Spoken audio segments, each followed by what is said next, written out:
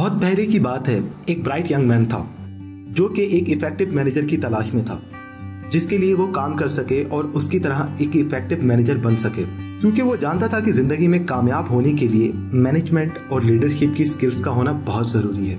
क्योंकि लाइफ में कोई भी बड़ा काम करने के लिए हमें लोगों की जरूरत पड़ती ही है, और अगर हम इन स्किल्स में पीछे रह गए तो लाइफ में आगे बढ़ने के चांसेस भी कम हो जाएंगे। तो इस ब्राइट यंग मैन ने डिसाइड किया कि वो हर छोटी से बड़ी कंपनी में जाएगा और उनके मैनेजर से मिलेगा। तो वो अपनी इस तलाश में निकल पड़ा।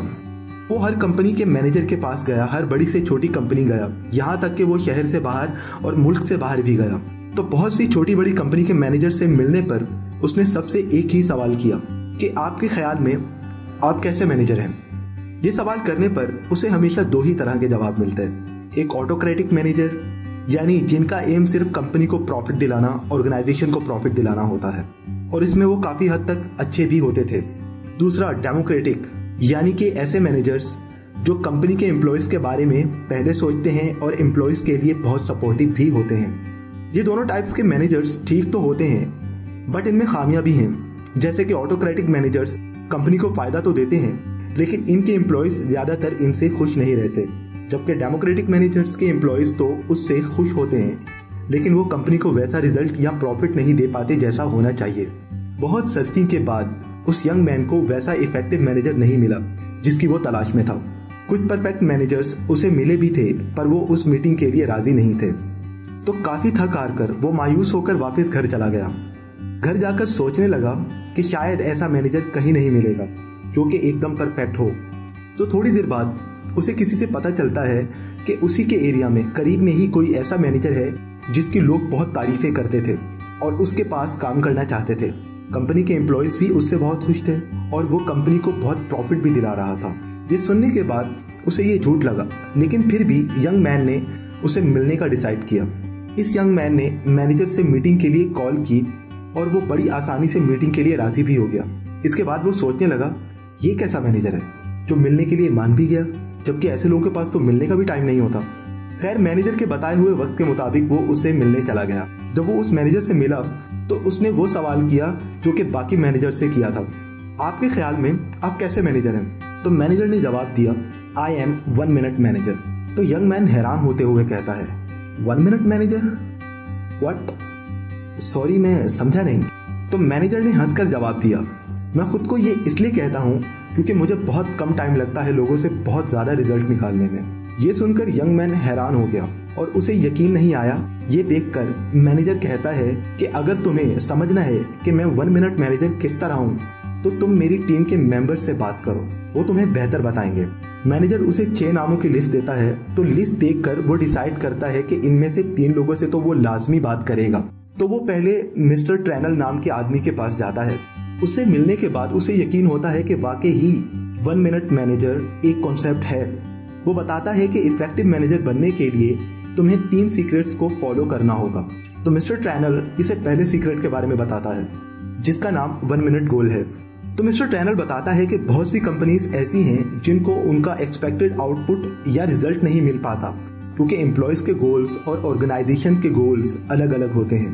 तो मिस्टर ट्रेनल इस 1 मिनट गोल्स के बारे में बताना शुरू करता है।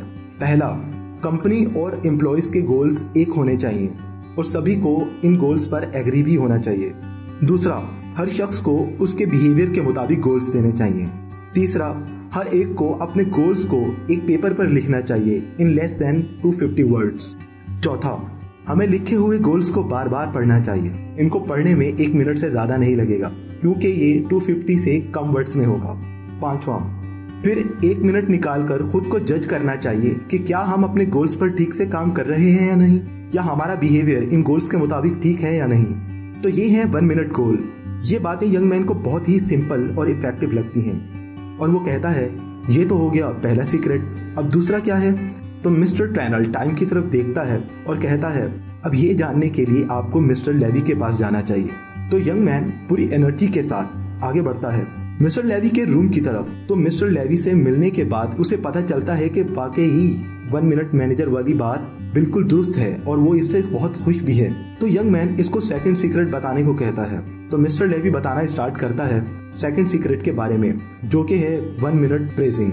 तो मिस्टर लेवी 6 स्टेप्स बताता है 1 मिनट प्रेजिंग के।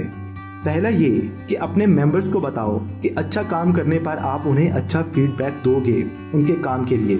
दूसरा, अपने एम्प्लॉयज को अच्छा काम करने पर फौरन उनकी तारीफ करो ताकि वो अच्छे से और खुशी से काम करते रहें।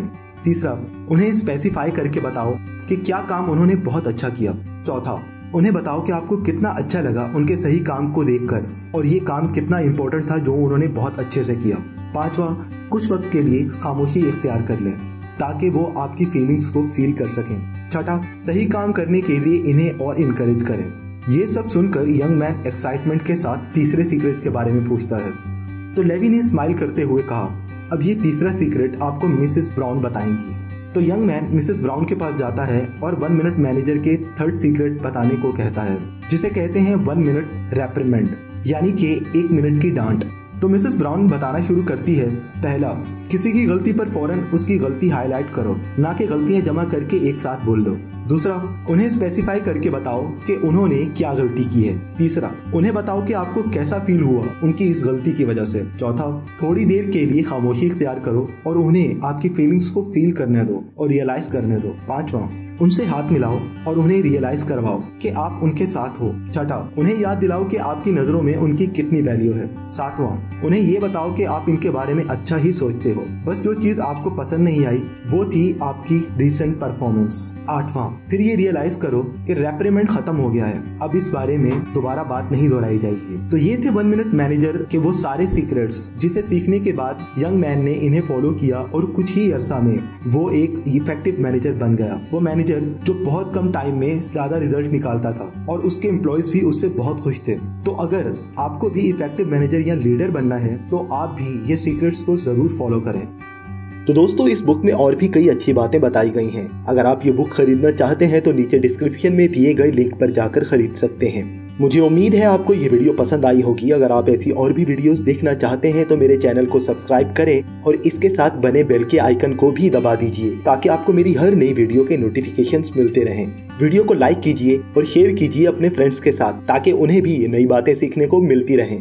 तब तक के लिए टेक केयर।